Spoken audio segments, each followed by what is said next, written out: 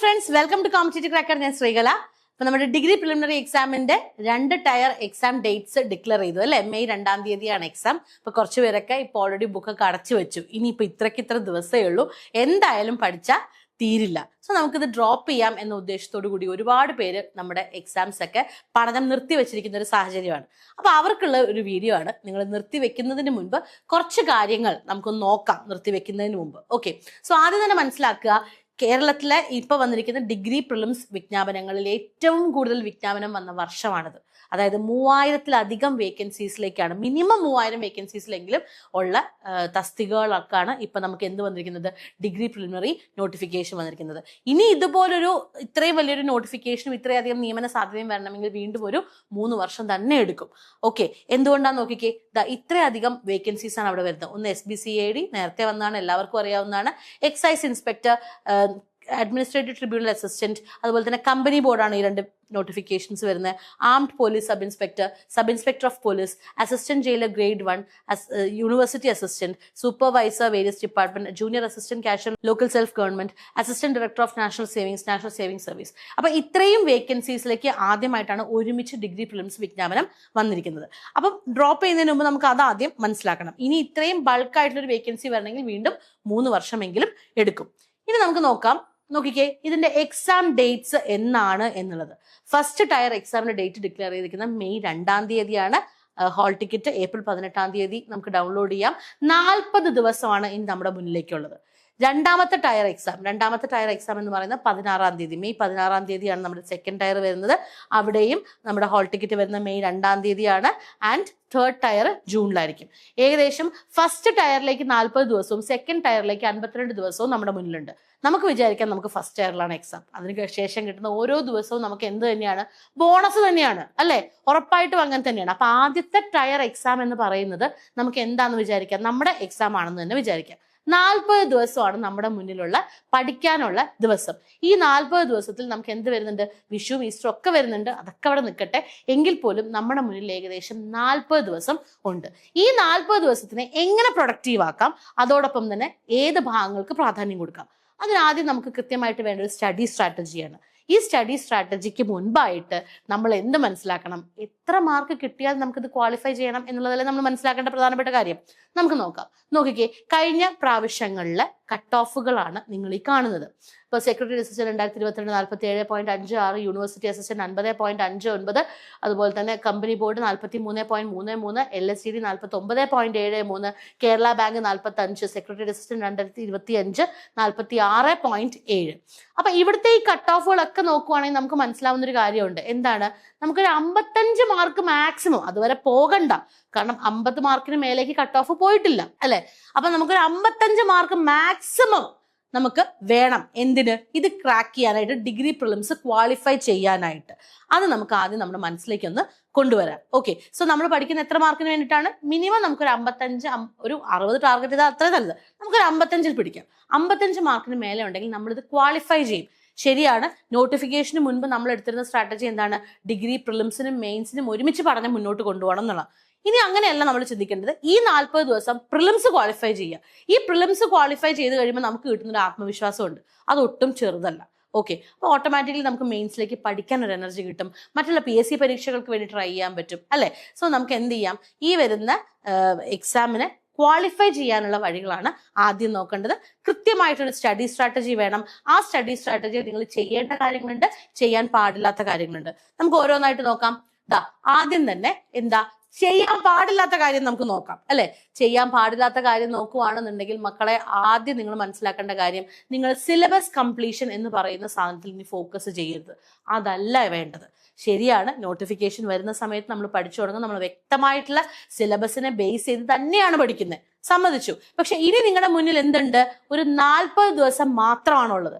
ഈ 40 ദിവസത്തിൽ നമ്മൾ എന്ത് ചെയ്യരുത്, സിലബസ് കംപ്ലീറ്റ് ചെയ്യണം എന്ന വാശിയോടുകൂടി, അല്ലെങ്കിൽ അതിനെ ഫോക്കസ് ചെയ്ത് നമ്മൾ ഒരിക്കലും പഠിക്കരുത്. ഓക്കെ, സിലബസ് കംപ്ലീഷൻ അല്ല നമ്മുടെ ലക്ഷ്യം. ഫോക്കസ് ഏരിയാസ് ഐഡന്റിഫൈ ചെയ്ത് നമ്മൾ പഠിക്കണം. ഓക്കെ, രണ്ടാമത്തെ കാര്യം പെർഫെക്ഷനിസം. നമ്മളിൽ പലർക്കും ഉള്ളൊരു പ്രത്യേകതയാണ്, ഇപ്പൊ എനിക്കുള്ളൊരു സ്വഭാവമാണ്. എന്താ, നമ്മളൊരു കാര്യം പഠിച്ചാൽ അത് നന്നായിട്ട് പഠിച്ചിട്ട് അടുത്തതിലോട്ട് പോകത്തുള്ളൂ, അല്ലെങ്കിൽ നോട്ട് എഴുതും, ക്വസ്റ്റ്യൻസ് ചെയ്ത് നോക്കും, ഇതെല്ലാം പെർഫെക്റ്റ് ആയിട്ട് അടുത്തതിലോട്ട് പോകുക എന്നൊരു കോൺസെപ്റ്റിലാണ് നമ്മൾ പലരും പഠിക്കാറ്. നല്ല കാര്യമാണ്. പക്ഷെ ഇനിയുള്ള 40 ദിവസം നമുക്ക് എന്ത് ചെയ്യാൻ പറ്റില്ല, അങ്ങനെ പഠിക്കാനായിട്ട് പറ്റൂല. ഓക്കെ, പെർഫെക്ഷനിസം അല്ല വേണ്ടത്. പഠിക്കുക, ഒപ്പം റിവൈസ് ചെയ്യുക. നമ്മൾ എത്ര പെർഫെക്റ്റ് ആയിട്ട് പഠിച്ചാലും റിവിഷൻ ഇല്ലാതെ വണ്ടി മുന്നോട്ട് പോകില്ല. സോ നമ്മൾ പഠിക്കണം, അതോടൊപ്പം തന്നെ റിവൈസും ചെയ്യണം. ഈ 2 കാര്യങ്ങൾ നമ്മൾ പാരലലി കൊണ്ടുപോവുക. സോ പെർഫെക്ഷനിസവും സിലബസ് കംപ്ലീഷനും അല്ല ഇനിയുള്ള ദിവസങ്ങളിൽ നമ്മൾ പാലിക്കേണ്ട സ്ട്രാറ്റജി എന്ന് പറയുന്നത്. എന്താണ് നമ്മൾ പഠിക്കേണ്ടത്? ഏറ്റവും പ്രധാനമായിട്ടും നമ്മൾ എന്ത് ചെയ്യുക, പ്രിലിംസിന്റെയും മെയിൻസിന്റെ സിലബസ് ഒന്ന് കമ്പയർ ചെയ്ത് നോക്കുക. ആ കമ്പയർ ചെയ്യുന്നവർക്ക് മനസ്സിലാവും. ഇപ്പൊ സെക്രട്ടറി അസിസ്റ്റന്റ് ഒക്കെ നമ്മൾ കഴിഞ്ഞ പ്രാവശ്യം കണ്ടതാണ്. പ്രിലിംസിന്റെ അതേ പേപ്പർ മാർക്ക് ഡിസ്ട്രിബ്യൂഷനിൽ വ്യത്യാസം വരുത്തിക്കൊണ്ടാണ് മെയിൻസിൽ വരുന്നത്. അതായത് നിങ്ങളിപ്പോൾ പ്രിലിംസിന് പഠിക്കുന്ന എല്ലാം തന്നെ നിങ്ങൾക്ക് എവിടെ വേണം, മെയിൻസിൽ വേണം. സോ തീർച്ചയായിട്ടും നമുക്ക് നന്നായിട്ട് തന്നെ പഠിക്കണം. അതൊരു പോയിന്റ് ആണ്. രണ്ടാമത്തെ കാര്യം, എന്താണ് ഇതിന്റെ റാങ്ക് മേക്കിംഗ് സബ്ജക്ട്സ് എന്ന് ഐഡന്റിഫൈ ചെയ്യണം. ഇതിന്റെ മാർക്ക് ഡിസ്ട്രിബ്യൂഷൻ തന്നെയാണ് ഇവിടുത്തെ ഏറ്റവും പ്രധാനപ്പെട്ട കാര്യം.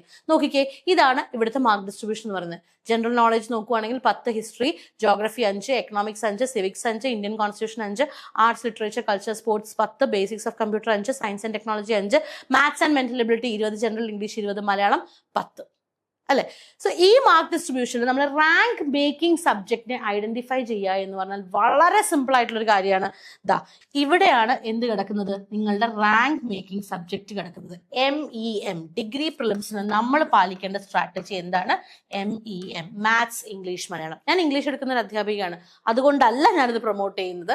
മനസ്സിലാക്കുക, ഇത് ഏത് സബ്ജക്ട് പഠിപ്പിക്കുന്ന അധ്യാപകരുടെയും സ്ട്രാറ്റജി ഇത് തന്നെയാണ്, MEM. കാരണം 20 mark maths, 20 mark English, 10 mark Tamil, Malayalam. അതായത് 50 മാർക്ക് അവിടെ കിടപ്പുണ്ട്. നിങ്ങൾക്ക് എത്ര വേണം ക്വാളിഫൈ ചെയ്യാനായിട്ട്?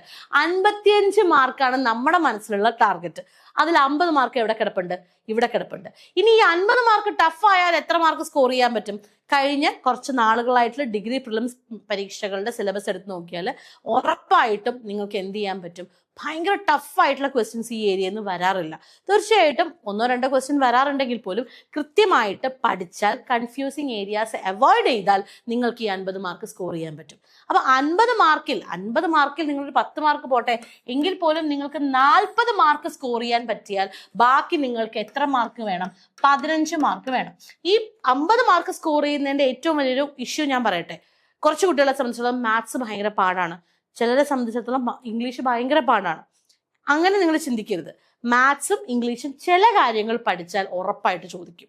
അത് സ്റ്റാറ്റിക് പോർഷൻസ് ആണ്, എപ്പോഴും അത് ചോദിക്കും. അത് ചോദിക്കാതെ ഇരിക്കില്ല. കാരണം 20 മാർക്ക് ഇംഗ്ലീഷ് എന്ന് പറയുമ്പോൾ നമുക്ക് ആകെ പഠിക്കാനുള്ളത് 20-25 ടോപ്പിക്കാണ്.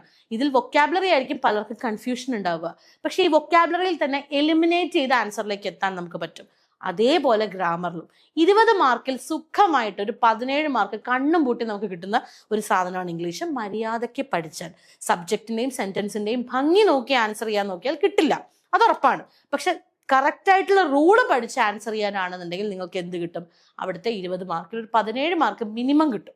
ഓക്കെ, സോ ഇവിടെ എല്ലാം കൂടെ നിങ്ങൾക്കൊരു 40 മാർക്കേ കിട്ടിയുള്ളൂ എന്ന് വിചാരിക്കും. എല്ലാവർക്കും നന്നായിട്ട് പഠിക്കുന്ന കുട്ടികളാണെങ്കിൽ 40 മാർക്കിന് മേലെ എന്തായാലും കിട്ടും.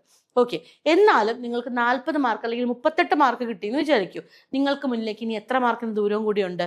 തീർച്ചയായിട്ടും 40 ആണെങ്കിൽ 15 മാർക്ക്, 38 ആണെങ്കിൽ 17 മാർക്ക്. അതായത് 15 മുതൽ 17 മാർക്കാണ് ഇനി നമ്മുടെ ടാർഗറ്റ് അല്ലെ. ഇതിനെ എങ്ങനെ പഠിക്കാം നോക്കിക്കേ. അവിടെ തീർച്ചയായിട്ടും നമ്മൾ ഈ സബ്ജക്ട്സിലോട്ട് പോകണം.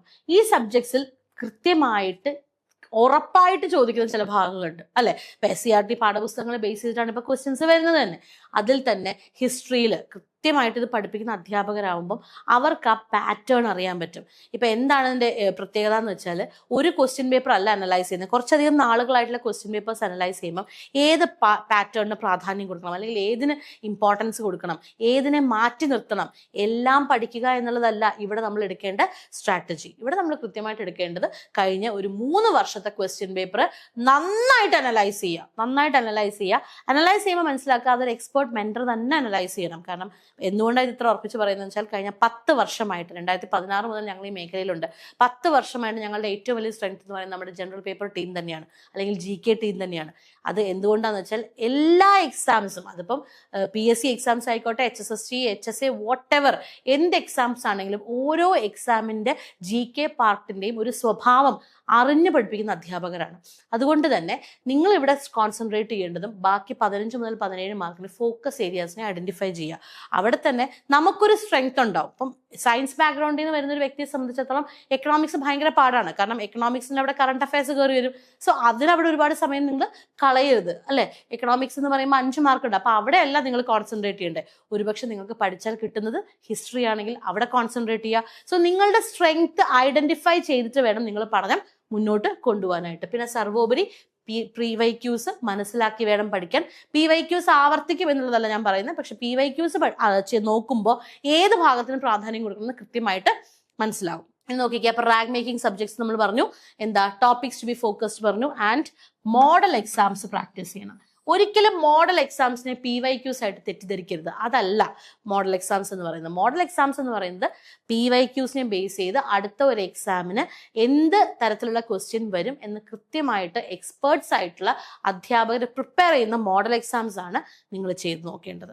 അത് ചെയ്ത് നോക്കി, അത് വെറുതെ ചെയ്ത് നോക്കുകയല്ല, അത് നിങ്ങൾ ചെയ്ത് നോക്കുമ്പോൾ ചിലപ്പോൾ നിങ്ങൾക്ക് ചില ചോദ്യങ്ങളുടെ ഉത്തരം തെറ്റായിരിക്കും. അതെന്തുകൊണ്ട് തെറ്റി, അതിനെങ്ങനെ കറക്റ്റ് ചെയ്യാം എന്ന് നിങ്ങൾ കൃത്യമായിട്ട് മനസ്സിലാക്കുന്ന ഒരു പാറ്റേൺ ആണ് എവിടെ വേണ്ടത്, ഈ പറയുന്ന മോഡൽ എക്സാമിൽ നിങ്ങൾ പാലിക്കേണ്ടത്. വെറുതെ ചെയ്തു പോവുക എന്നുള്ളതല്ല.